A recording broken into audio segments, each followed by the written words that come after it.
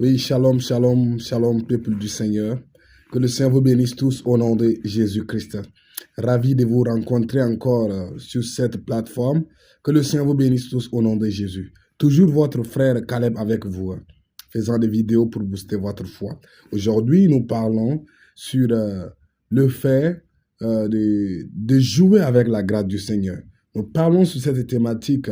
Beaucoup ignorent le retour imminent du Seigneur Jésus. Beaucoup jouent avec la patience du Seigneur Jésus. Beaucoup jouent avec la patience de Dieu dans son retour. C'est pourquoi aujourd'hui, nous considérons ce thème. La Bible nous dit dans le livre de 2 Pierre chapitre 3, le verset 9. Le Seigneur ne tarde pas. 2 Pierre chapitre 3, le verset 9.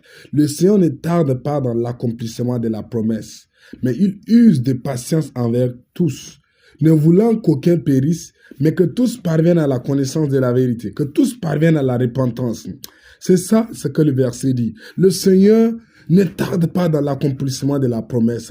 Lorsque le Seigneur dit que je vais revenir, il ne tarde pas. Lorsque le Seigneur dit que je vais détruire le monde avec le déluge, le Seigneur ne tarde pas. Lorsque le Seigneur dit que je vais bénir, il ne tarde pas. Lorsque le Seigneur dit il va maudire le monde, le Seigneur ne tarde pas. Lorsque le Seigneur dit j'enverrai la malédiction sur vous, le Seigneur ne tarde pas. Lorsque le Seigneur dit j'enverrai ma parole et que ma parole vous guérira, le Seigneur ne tarde pas. C'est comme ça que nous devons savoir que le Seigneur ne tarde pas dans l'accomplissement de la promesse, mais il use de patience envers tous, ne voulant qu'aucun périsse, mais que tous parviennent à la connaissance de la vérité, que tous parviennent à la repentance.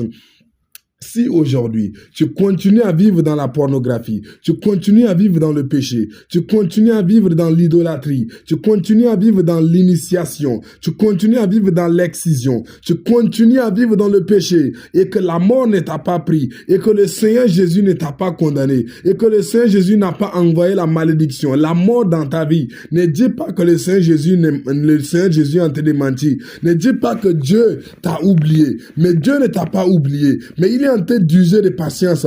Il ne veut pas que tu t'égares. C'est pourquoi tu dois sortir de cela. Tu ne dois pas continuer dans cet état. Tu ne dois pas continuer à tromper le Seigneur. Tu ne dois pas user de la patience de Dieu, parce que la patience de Dieu a un temps. La patience de Dieu prendra fin un jour. La patience de Dieu prendra bel et bien fin un jour et tu vas regretter. La pornographie va te détruire un jour. La patience de Dieu prendra fin et la masturbation que tu vis dedans te détruira un jour. Sors de la masturbation, sors de ton péché actuel et que la patience du temps de Dieu ne puisse pas te permettre de rester dans le péché. Répands-toi de tes péchés et